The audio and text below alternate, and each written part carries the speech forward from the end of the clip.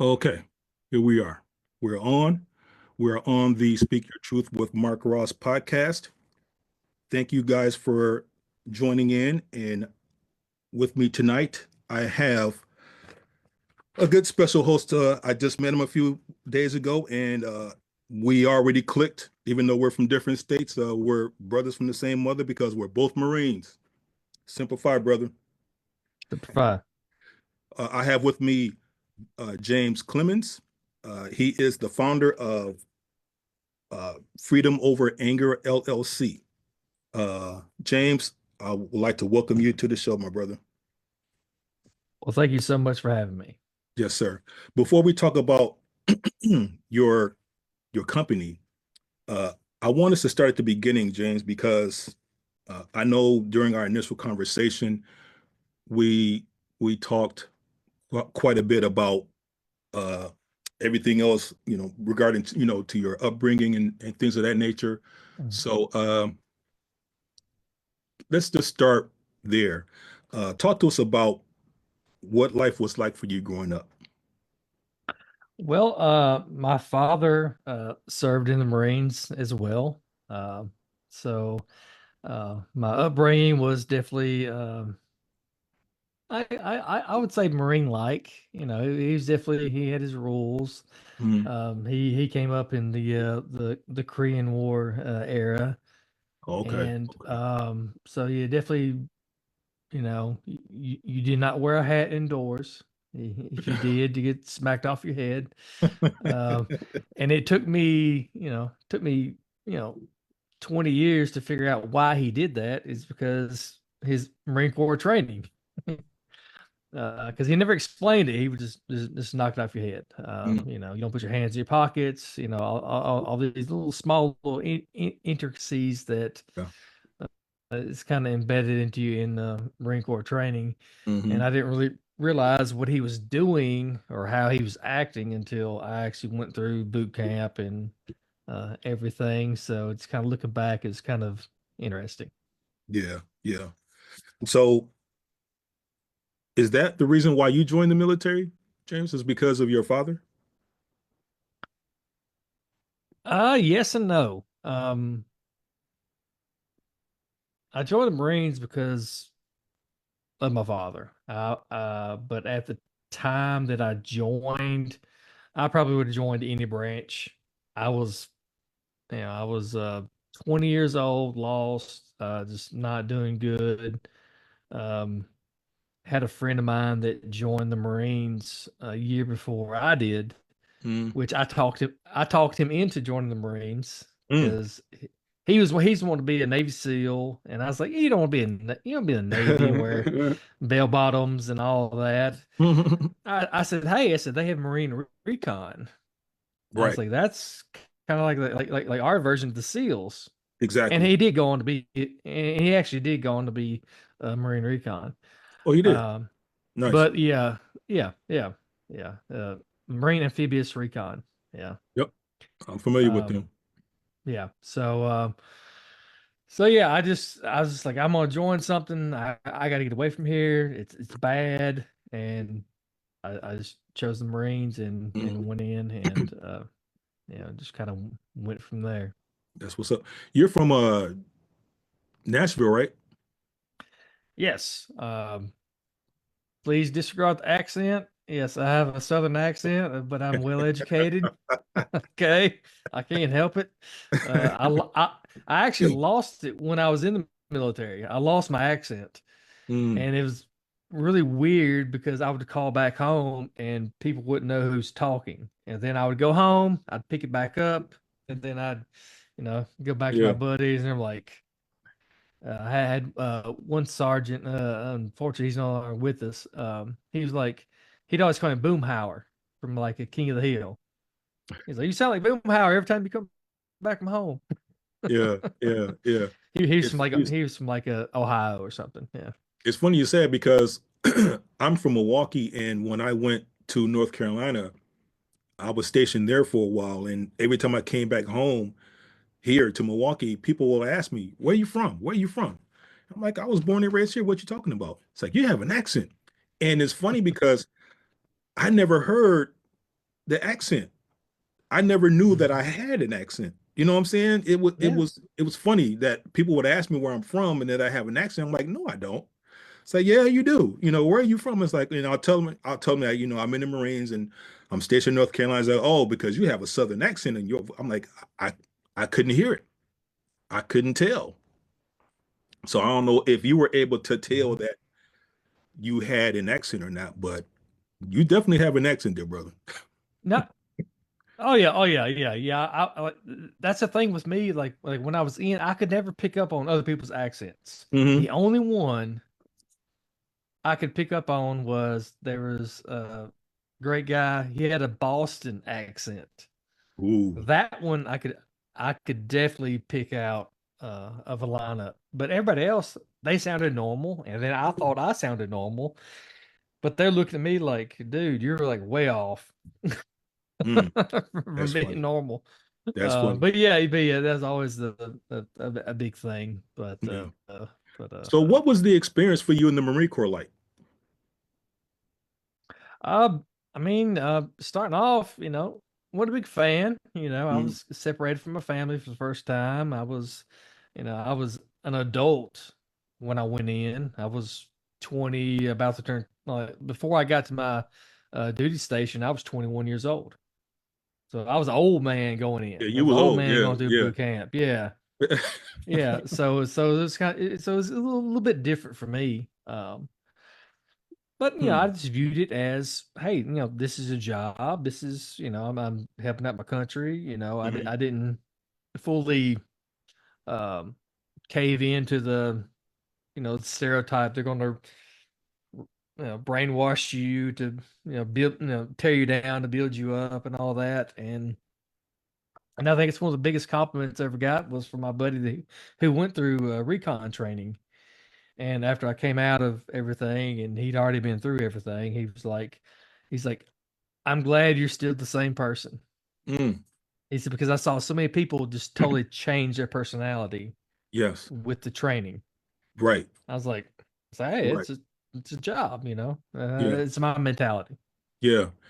S- I can say that I changed because when I came back from boot camp, for example, my one of my brother-in-laws used to always joke with me and tell me he was like, "Man, Mark, when you came back from boot camp, man, you was a totally different person. When you left, you was a mild-mannered, uh, kind of quiet type of guy, which I was.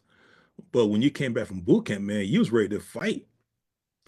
You had that dog in you. Well, So, no, I yes, I did have that moment. And then my yeah, buddy put me in place. you were I came okay. back, I was like, Yeah, I was ready to fight. And then my buddy's like, dude, just, he'd already been in there. He's like, stop. He's yeah. like, yeah. And See, then I was I like, didn't have that. I didn't have that person yeah, to, yeah, put me in check, man. Because when I came back, yeah, yeah, I had that dog in me. That dog was deep in me, brother James. I'm telling you, I was yeah, ready. yeah. I was always ready to go. But Hmm. yeah, man, it was real. How long did you spend time in the Marines? I issued 4 years. Okay, Yeah, as did I. As did I. So, yeah. what was life like for you after your discharge? Oh, well, that was fun because I decided to come out because I, Mister, don't watch the news, just be ill informed of everything, just go through life, willy Hmm. nilly. Hmm. I came out in 2008, and that was the economic crash of the United States. And guess what? Nobody was hiring in 2008. Yeah, yeah, yeah, Woo. It yeah. was a tough, tough, tough time. Mm. I drew unemployment. I was working side jobs with, like buddies and, just like trying to survive, and was looking actually going back into the military because I was like, there was nothing out there. I mean, it was just, there was nothing. And Hmm. then Hmm. um, I just happened to land a job with a city government that took me on, and but yeah, it was a rough, rough go around. That's for sure. Right. And I remember in our initial interview, you mentioned that your mom passed right before you got discharged, and that really took a toll on you mentally. Yeah, I got out in '08. My mom passed Mother's Day 2007. Mm, hmm And I thought, and I think that's on purpose, so I Hey, would remember. hey. Mm, mm, mm, uh, um, but yeah, that last year in the military, I was thankful I had good people around me. I was stone cold alcoholic. Um, they drugged me to work. They mm, covered for me. They did what they could. mhm, And then when I got out, I kind of kept up the same poor pitiful me mentality. mhm, And people let you slide for a while. But after a while, they get kind of tired of, okay, well, you're doing this, you're doing this. So yeah, I had to kind of get my act straight. And that's when I decided to, and it took several years, like a couple of jobs, several years to like, okay, well, you've been using your mom as an excuse to act like a ass, pretty much. mhm, Um, if she was alive now, she would be kicking your ass because you're using her as an mhm. excuse. Um, so that's when I finally, I was all I always tinkered with ideas of going back to school and finishing my degree, and I'd go to school for a little bit, quit, screw that, just Yeah, back and forth. And then yeah. finally, I was just like, this is what I need to move on. So cut loose the booze, cut loose the women, cut loose the drugs. Mm, And I experimented, as most okay. of us do. Can't Yeah, do it nowadays because fentanyl. But yeah.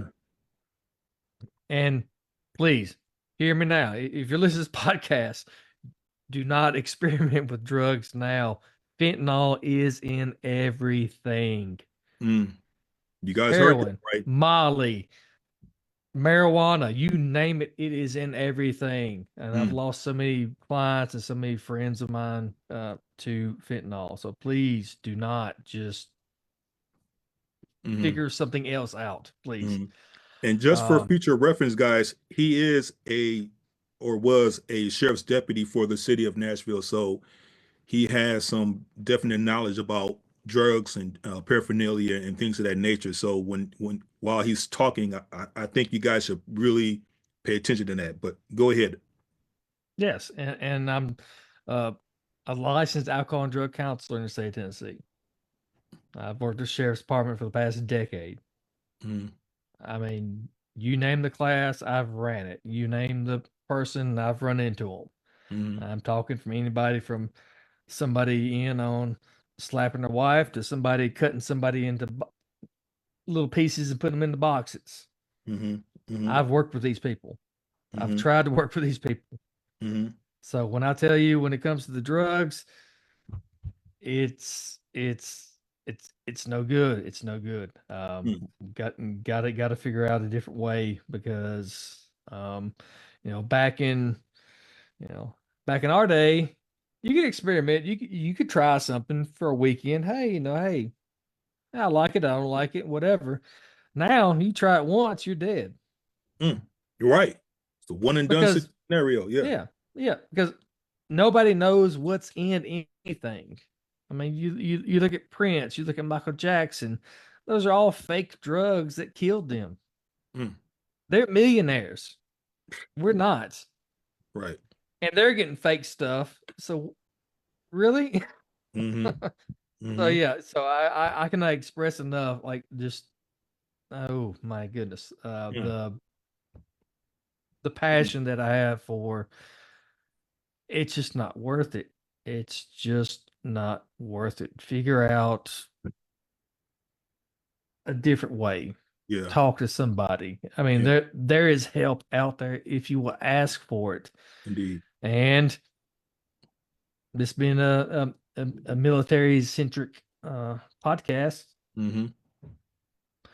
Don't be so damn stubborn. To all you military folk out there. And I've worked with you for years, and you're so damn stubborn. Yes, Ask for help. I'm the exact same way. I never asked for help, and it did no good for me all not a those bit. years. Not a bit. Ask for help. It's okay. And the greatest thing about asking for help is that once you get help, you can turn around and help somebody Somebody else. And else. trust me, that feels better than any drug you'll ever do. Amen. Amen Any to that. drug you'll ever do. Mm-hmm. Mm-hmm. To So know that what? you changed somebody's life. Yes, yes, sir. Yes, sir. So speaking to that vein, what made you decide to start Freedom from Anger? COVID, plain simple. COVID.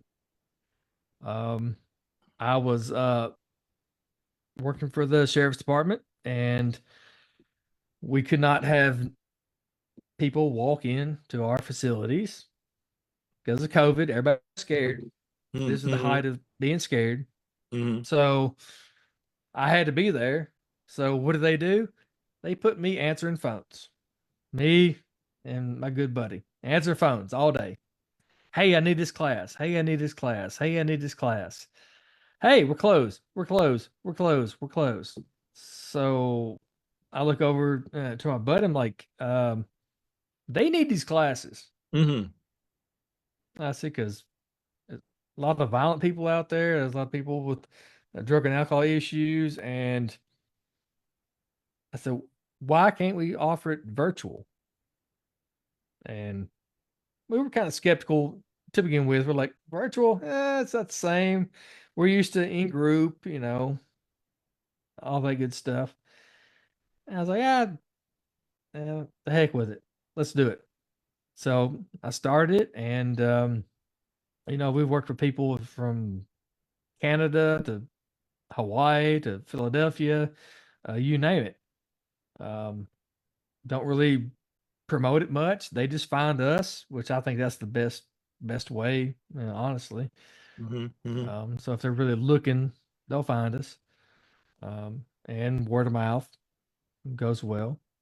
But Mm-hmm. yeah, we just saw that there was a huge hole, especially when you talk about anger management, which I don't view it as anger management.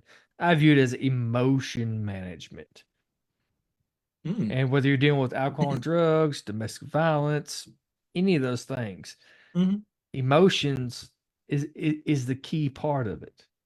So we wanted to really focus on learning to manage those emotions. Give me an Okay. example Um, off the top so of you your look head. at Hmm. so you look at somebody that's in for a domestic, Mm-hmm. very common. Okay. Well, so and so said something, and smacked across the face. Well, all right. Well, okay. Well, let's get down to the bottom of that. Okay, so and so said something. All right, we got that. Mm-hmm. Okay, but you're in charge of what you do with that information. So you took that information, you bundled it up, and you smacked them. So what result, what consequence, positive or negative, were you trying to get from this interaction? Mm-hmm. Well, Yeah. I wanted them to listen to me. Well, you didn't express it. Hey, I'm not being listened to. You expressed this in a physical manner. And the reason why we do those things is because it's worked in the past. If I raise my voice, I will be heard. If I if I smack somebody, then they will quote unquote respect me, or they will do what I want them to do. So we go back into those uh, mind states of I want to get what I want out of the situation. Somebody says something I don't like, so I have options. I can lash out, I can be physical, I can be verbal, or I could process that information. and decide what's the best thing for me to do is two totally different things. And for example, saw an individual the other day, actually like 2 days ago. I was at a gas station, and this individual, I don't know what happened. I didn't hear the conversation, but him and the clerk had a moment, and the patron of the establishment just lost his mind. He's yelling, he's screaming, he's wanting to fight. They get him outside. He's still out there doing his thing. The other dude just doing his job. People are going outside to try to calm him down. I mean, he's just losing his mind. All over the perception of, and I heard this word multiple times in the conversation, respect. Mm-hmm. And to me, that's the most deadly word ever created. Respect? Respect. Yes. Because guess what? Everybody's definition is different. And everybody has that green light. If I'm being disrespected, I can do A, B, C, and D. Hmm. You disrespect me, I can shoot you. You disrespect me, I can slap you. You disrespect me, I can punch you. Okay. It's those beliefs. It's those beliefs that we've taught ourselves over the years that we have to really challenge and question. Okay, well, why do I think it's okay to punch somebody if I feel I'm being disrespected? You know, being disrespected could be somebody mistakenly steps on your tennis shoes. People got worse Yeah. for that. Yeah. People get shot, people get punched, whatever. And I Yeah. guarantee you their rebuttal would be, I've been disrespected. Yeah. Like I said, it's the go-to that we have to look out for. We have to challenge those beliefs. Why do we think we're okay doing these things? Hey, everybody's human. Everybody makes mistakes. But don't you think some of that is probably learned? Yes, it's all learned behavior. Everything we do is learned behavior. Like I said, we don't come out of the womb knowing everything. We learn these things through TV, media, music, family systems, you name it. That's where it all comes from. But to actually get somebody to sit down and go, okay, I've been taught all these things. What's right? What's wrong? What's going to benefit me? What's not going to benefit me is very, very tough. Because I've had people straight up, and this example I've used for years, and this individual, man, if he's still around, I hope he's doing well. But he straight up said, he said, my mama told me, don't take no shit off no woman. Well, so yep. So he spent his entire life incarcerated off that belief. And then once we asked him the question, well, do you think that maybe she meant maybe not be in an unhealthy relationship to leave that relationship? And in his 50s some odd years, it never dawned on him. He just thought, my mama told me right that it's okay, so I can do it no matter what. And it was further okayed because it was his mother that said it. Yes. Yes. Yes. And that's the hardest part, is to question these things that we've been taught, these beliefs, these values. And that's the biggest obstacle that I run into, but we have to. If we want to evolve, if we want to move on in the world, because if not, we'd have the caveman thinking, knock a woman over the head, drag her to the cave. Indeed. For those of you that are watching, we are talking about his organization, Freedom from Anger, but we're also talking about patterns. patterns in our behavior, patterns in what we take in our minds as right or even wrong. Mhm. And we're regurgitating these learning points, although they may be wrong, but learned behavior is just that, learned behavior. If you learn that robbing people is cool, then in your mind it's going to be cool because nobody Mhm. taught you otherwise. Mhm. And to his point, putting hands on a woman because you felt disrespected, that's also normalized because nobody's telling you that it isn't. But Mhm. you and I, we're talking now about it, and we're probably thinking, well, it's a no damn brainer. But for those who are doing the abusing and stuck in their minds and stuck in their thinking, it's not, it is okay for them, Mhm. right? Mhm. Yeah. Yeah. Okay. Okay. And and it's the mentality of that I'm going to correct somebody. I'm going to change somebody. I'm going to make this person into who I want them to be. And for us living in reality knows you can't change anybody. I mean, it's their choice. They are who they are. You either Mm-hmm. love them or you don't love them. Mm-hmm. You either accept the things that they do, or you don't accept the things they do. Mm-hmm. And that's where we fall into a lot of people, especially if you're dealing with domestic violence and relationships, is they love them, but they don't accept the things they do. Well, you can't have both. And it sucks.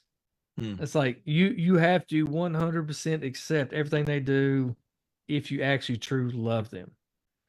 If I don't, then I'm constantly going to be trying to change them, make them into, and then what are you going to get? You're going to get resistance. Yeah. Yeah.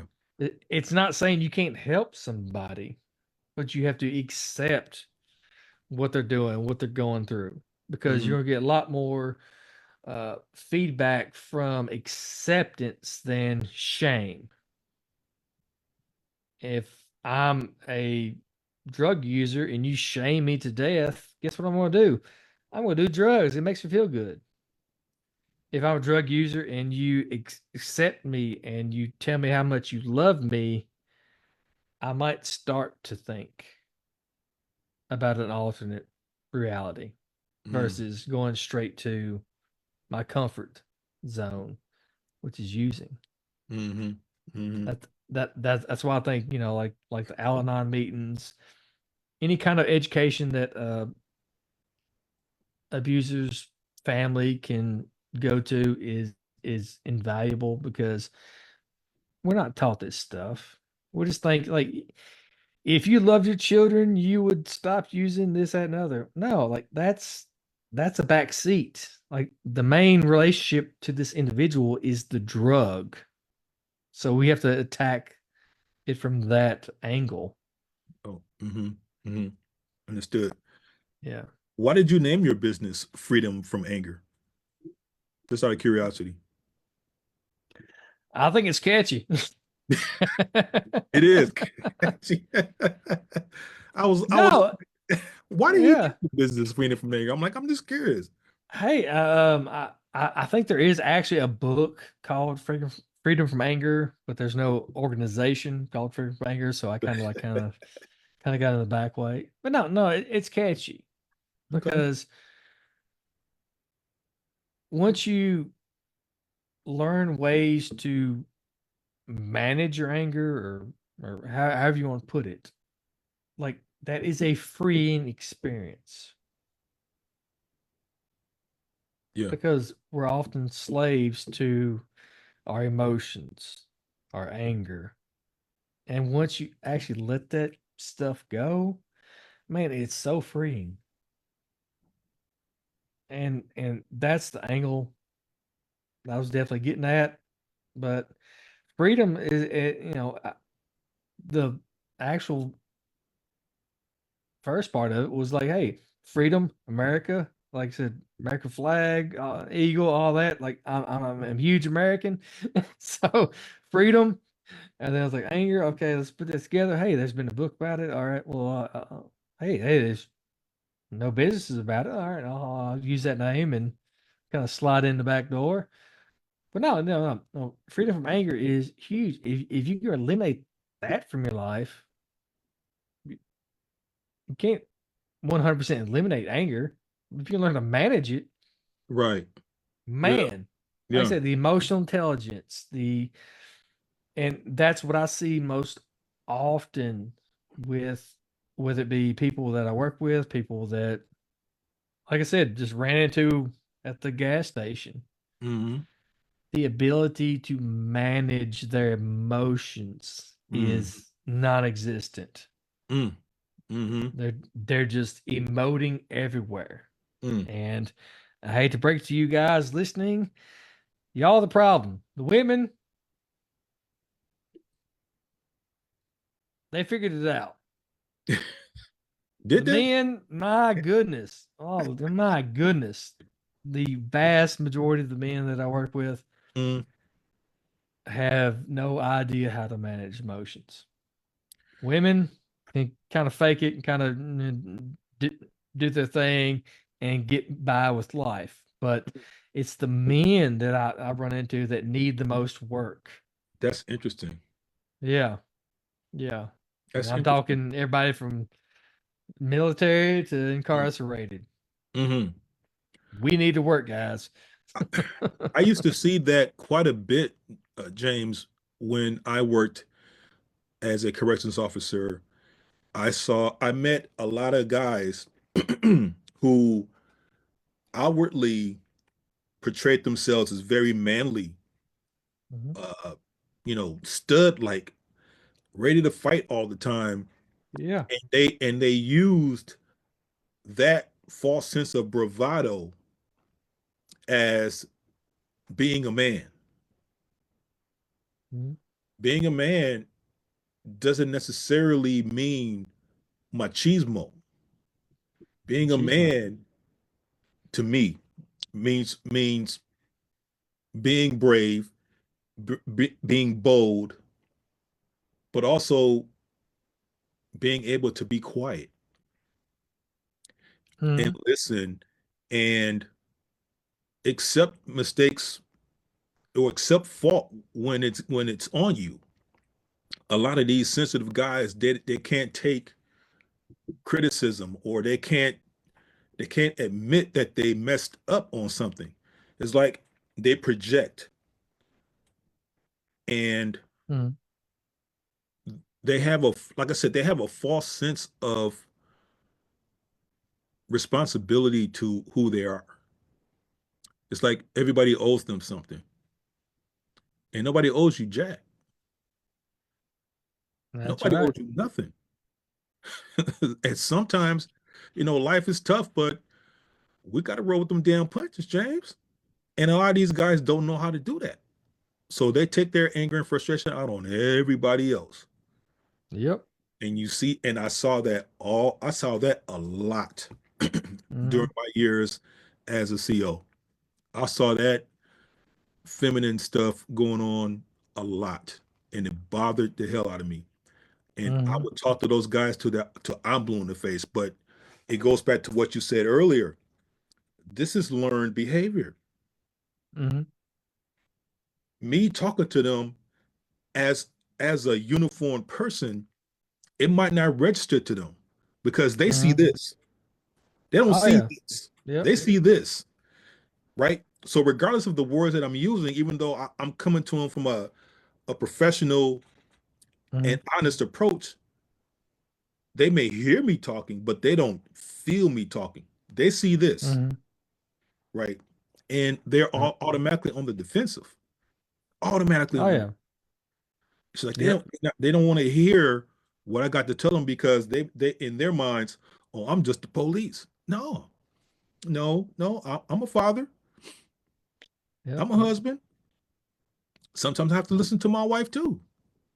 A lot of times I gotta listen to my wife, and you know what I'm saying? Well, So what I it would is always what tell it them is is. like, hey, I was like, hey, I said, I'm not here to catch you. If I was here to catch you, I've been making a lot more money. Listen, Yes, indeed. Yes, indeed. Yeah. So Yeah. I get I get where you're coming from with that. I really do. Uh, what is the method of teaching uh, your your premise of the business to your clientele?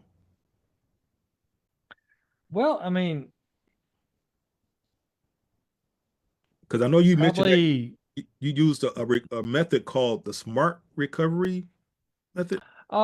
well, I mean, uh, Smart Recovery is a great alternative to AA.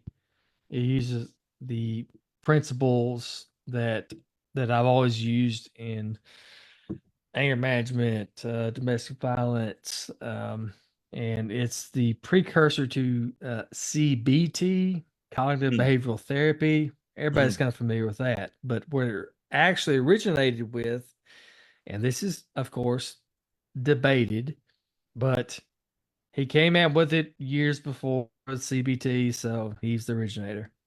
But Dr. Albert Ellis, REBT, Rational Emotive Behavioral Therapy. If you go to anybody on the planet that's doing anger management, guess what? They're using REBT. So the Smart Recovery uh, in the early 90s mhm, realized, hey, this guy's onto something. It's CBT, but there's a lot more to it. And they went off and did their own thing, which so many other people do. mhm, But no, it's realizing that we have choices in life. mhm, We have to view things whether they're rational or irrational. So, for example, is it rational to think that everybody I come in contact with today is going to treat me with respect? Is that rational? No. I'm probably going to run into a couple of assholes along the way. mhm, mhm, But if I have the mentality that everybody must treat me, that's those absolutes that he talks about. Must, always, never. You must treat me with respect. I must always have respect. Nobody ever should treat me with disrespect. If you have that mentality, then you're just looking to be disappointed. mm, But rationally, no, I'm gonna run into people I don't like at the supermarket. I'm gonna run into people that I don't like at work. But mhm, to be able to accept that, that's that's the key. mm, Okay, mm, well, hey, I'm having a bad time. So rather than blaming them other people, what am I doing to better my situation? mhm, Rather than focusing on, and he had a kind of a, I don't know, I won't say spat, but his mentality on like Freudian psychology. He was, like I said, if you've never looked him up, Albert Ellis, like probably one of the most interesting psychologists that ever was. But mm, his mentality was like, okay, well, yeah, we can dig around the past all you want. And we can talk about your dog, we can talk about your mom and all that stuff. He said, but what's happening today? What can you do today to better your situation? mm. That's a good question. Yeah. Mm, And I mm, like that approach. It's like, okay, this sucks. Okay, what can I do about it? Can I sit around and pine about the years that have passed and all this? No, you're just digging yourself deeper in the hole. You say, no, here's the situation. How do we fix it? How do we move forward? And that's what I love about his approach. Is it rational? Is it irrational? Is it rational to think that my wife's gonna wake up tomorrow and accept everything that I do and love everything that I do? No. But I go into it with that mentality and she says something that I don't agree with, boom, I can attack. Like I said, mm, it's that learn back behavior. It's at learned. I don't know. It's trying to think of the best word, but yeah, I understand. but yeah, I mean, it's changing the way you think, changing the way you view things, changing the way you view the world. Yeah, your All right. perspective. So, yeah, yeah. So Your if perspective. Yeah. like if I go to, I've used examples in the past, like, and it's still kind of sort of the same. So I go to Taco Bell.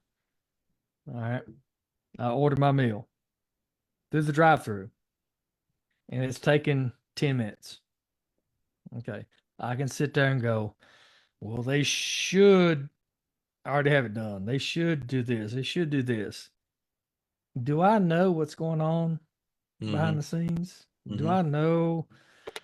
Odds are there's one person working there. Like the lobby area is not even open. It's just drive through. And then I could work myself up to a lather, like, and then when I get there, they're like, hey, I'm so sorry. I'm the only person working today. Yeah. Okay, I get that. I You get. Yeah. you got a product that I want. I can Right. just sit here and wait for it or not. Mm-hmm. That's it. That's your That's choice. it. Yeah. That's it. It's choices. It's all about choices. Yes, indeed. Yes, indeed. What was the most difficult thing you had to deal with regarding your line of work with freedom, freedom from anger, over anger? I'm sorry. Probably the biggest obstacle is just hmm.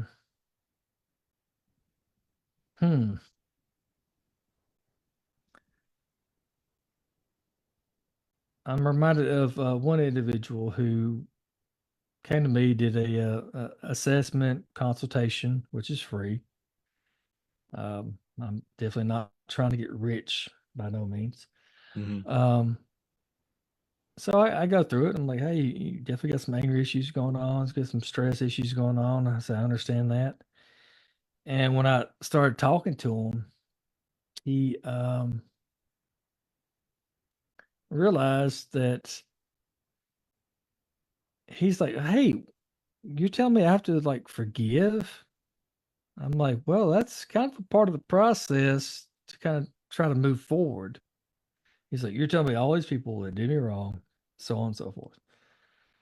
I said, yeah, yeah. I said, if you want to move forward, if you want to grow, you have to learn to forgive because we're all human.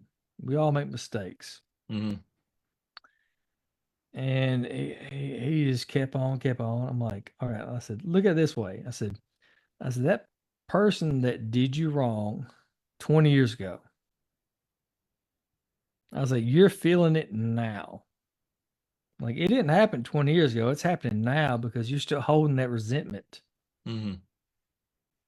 And you have to figure out a way to let that go because I guarantee you that person that you're holding all this anger, all this grudge against, they're sleeping just fine at night, Mm-hmm.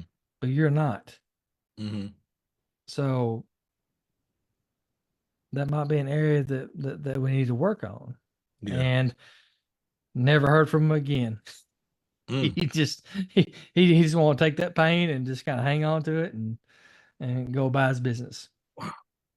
And it's it's kind of sad that there are people, many people, in fact, that would rather walk in their pain Mm-hmm. because It's it's what they're comfortable. used to. Yeah. Yeah. Yeah. I couldn't do it. I was one of those guys at one time in my life, but when I came to the conclusion that something was wrong with me and that I needed to get some help for it, I had two choices: either do it or not. Well, Mm-hmm. I got tired of running. I got tired of thinking that I could do it on my own, and I got help. That was one of the best decisions that I've ever made in my life. You know, Yeah. is to admit that I was dealing with something that was beyond my control and I was losing in that battle. Right? And how scared were you Oh, asking for help? oh my goodness. It was it was rough because it goes back to what you said about military guys having to admit that we're dealing with things that we can't control because we were never trained Mm-hmm.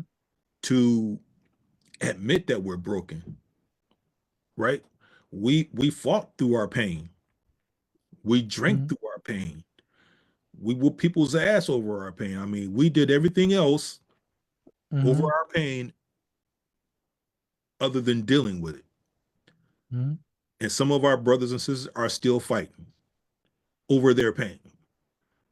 You and I just happen to be one of the lucky few who decided one fateful day that enough was enough. Mm-hmm. So we made changes. And we're here talking with one another right now. We have to put the message out, James, that it's okay to not be okay. It's okay that you're going through a rough time right now. That's called life. You have to change your perspective on how things play in your life. You can't you can't use my trauma as a vice or an excuse to keep doing dumb shit. You can't do that because sooner or later But that it's crime easy. It's that easy crime though. yeah, it is. It's easy. It is. But sooner or later, brother James, that shit's going to run out. The ship is Mm-hmm. going to sail. What are you going to do when you look back and think that people are going to come help your ass, but nobody's there? Because you continue to walk in your pain and walk in your stuck points instead of admitting that something is wrong and doing something about the pain. Mm-hmm. Give me your thoughts on that, brother. I know I said a lot, but Hey man, I mean you definitely hit the nail on the head. You know, we have to, as military men, we have to realize, hey, we're strong enough to overcome these things. We yeah, have to have that burn the boats mentality. I'm gonna put all my trash from the past and we're gonna pile it on a boat yes, and we're gonna ship it off and then we're gonna burn it to the ground and now we're on an island. So guess what? Only thing to do is to move forward. that's it. And and and that's it. And like we can blame the president, we can blame our mom, we can blame our dad, Yeah, but in the end, it's our life. right. We're in charge of that, not anybody else. Indeed. And if we're allowing those things to impact our daily life, then they're the ones that have the power. They're the ones that have the control over us. And then we're upset because we don't have power control over ourselves. So we have to really focus on really like moving forward. Like, yeah, I mean, there's good Lord. I could stay up all night long thinking about things I've done in the past I'm not proud of. Mm-hmm. Where's that getting me? Nowhere Nowhere. at all. Nowhere. Mm-hmm. Nowhere. Mm-hmm. But to be able to be cognizant of, okay, well, yeah, that's who I was. That's not who I am now. That's not who I want to be in the future. Mm-hmm. So we really have to focus on that. And we gotta learn to love ourselves. We gotta learn to forgive ourselves. We gotta learn to forgive others. That's my big three things. And give yourself grace. So much. Give yourself a little grace. It's okay if Yes. you make a mistake. It's all right, but keep moving. Learn from Yeah. your mistake. Keep moving. All right, somebody's going to be upset at you. Who gives a shit? Keep moving. Learn, Yeah. learn. Stop repeating the same old cycle of BS. Learn from your mistakes, get better, and keep moving. Mm-hmm. Keep I moving. had a interview that I did last year.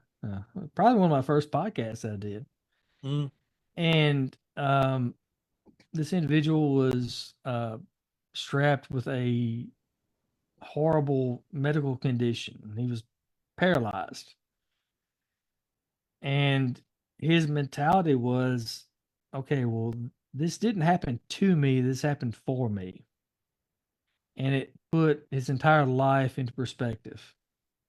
And he got through it, and he's doing fine just now, and he's out doing TED Talks. He's out doing, I mean, he took an experience that would have crushed most of us, and he changed it. mm, And just that mentality of like, no, this is not happening to me. This is happening for me. mm. This Say that one more this time. is Say it again. Say it yeah, again. It's yeah, not yeah. happening to me. It's It's happening happening. for me. I like that. For me. Mm, It's mm-hmm, happening for me. And then mm, when I have him on my podcast and he told me that, I'm like, mm. wow. Yeah. And Wow. he's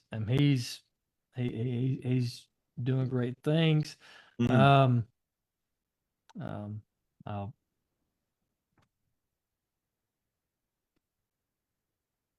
I probably think about him probably like on a weekly basis. It's like because I couldn't imagine being in that situation.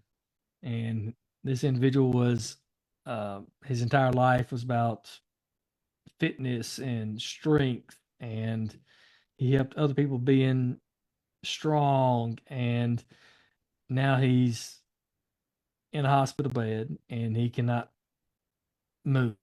He's paralyzed. mm, And his mentality was, okay, well,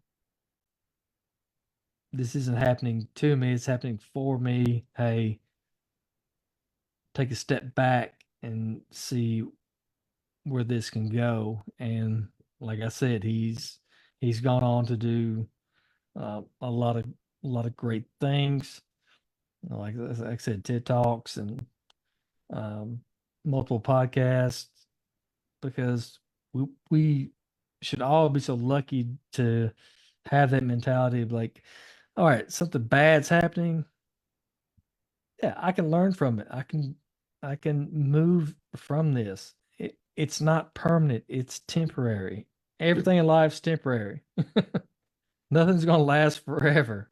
E, Yeah, it might suck now, e, but what am I learning from it?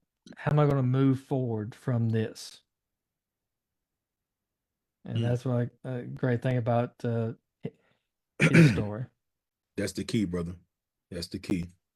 You have a podcast too, right, James? I do. I have the Freedom from Anger podcast. It's What out that, man? there. Um, So what's that I about? I just it's pretty simple. I just interview people that I find interesting, that I want to listen to and I want to learn from, Yeah, and I hope that the people who are listening are learning from them as well. yeah. I've interviewed everybody from uh, dog trainers to neuroscientists. Nice, So nice. so it's kind of all over the place, but I feel that if you check it out, there's something to be gained from it. Mm. Uh, Quality's probably not that best because I'm a one man show and my editing is not that great. Uh, so just Yeah. skips and jumps, just kind of pay attention to that. Just Just listen to the words. roll with, just roll with the punches, man. Just roll with the. Trust me, I, Yeah. I know that feeling.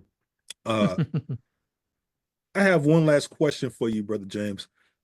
Based on your life experiences, what message would you share with those that are suffering from aorta issues, anger issues? What message would you be able to provide to give them some sort of hope or guidance? I think the biggest message would be just, you know, be open and willing to ask for help. We're not experts in anything. Mm, And if it's dealing with our emotions or, taxes or whatever, we're not experts in these things. mm-hmm, It's okay to ask for help. And it doesn't mean that you're weak. It doesn't mean that you're, flawed or whatever. It just means that, hey, I'm not educated in this area. So hey, let's, you know, find some ways to get some more education. mm-hmm, And that's what we're all about. It's like we're here to educate. We're not here to tell you what to do, not to do. Hey, it's your life. mm-hmm, But if you know of an area that you need to work on, then hey, ask for help.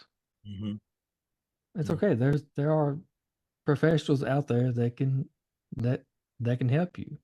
mm-hmm, Especially with the veterans. I know we're so damn stubborn. mm-hmm, We don't want to ask for help. mm-hmm, And I've worked with everybody from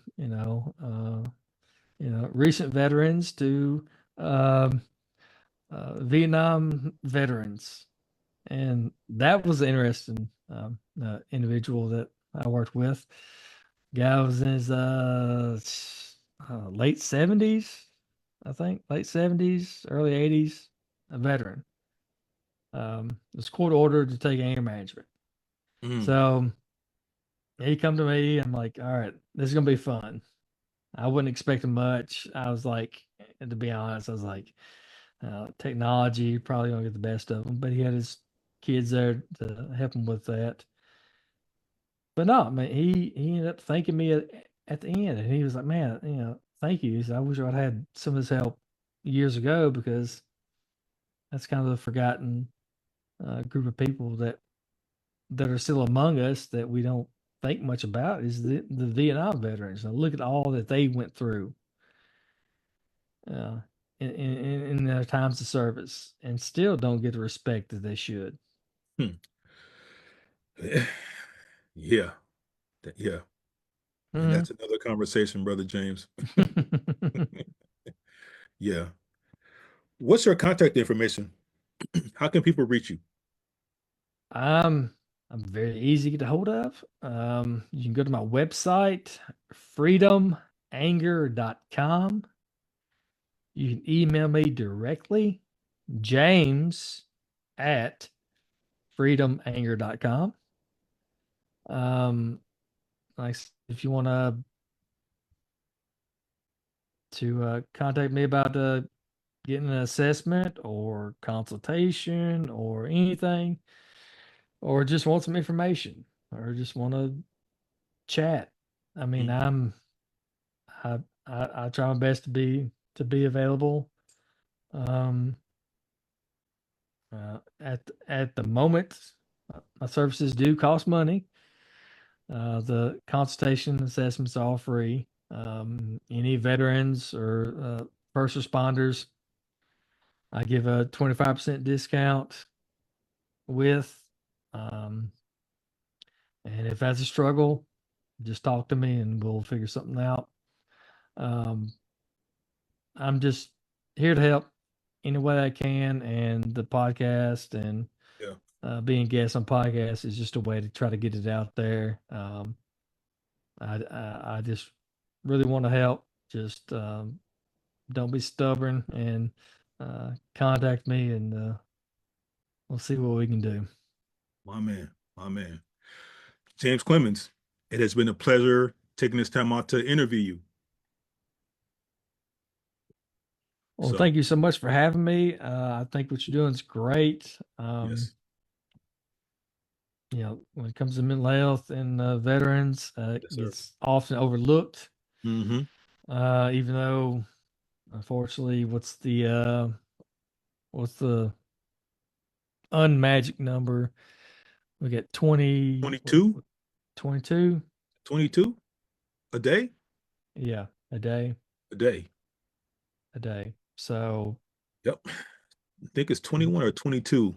But yeah, that's the magic number, brother. Every day yeah, we lose 21 to 22 of our brothers and sisters every day. yeah. So That please has, yes, reach sir. out to me, uh, reach Me out to too. Mark, whoever. I mean, there's no reason in the world it should be that high. No, not at all. Not at all. But I would be more than happy to be a guest on your show at some point in the near future. I mean, hey, we can have a part two on your show. So I'm down for that. Oh yeah, yeah, definitely, definitely. I would love to have you on there. I've had um, uh, Navy SEALs. I've had all kinds of different people on my podcast, and Mhm. any veteran I can get, I'm more than happy uh, to let them talk. So please, by all means. All right. It has been a pleasure again, Brother James. Thank you for taking the time out to speak with me.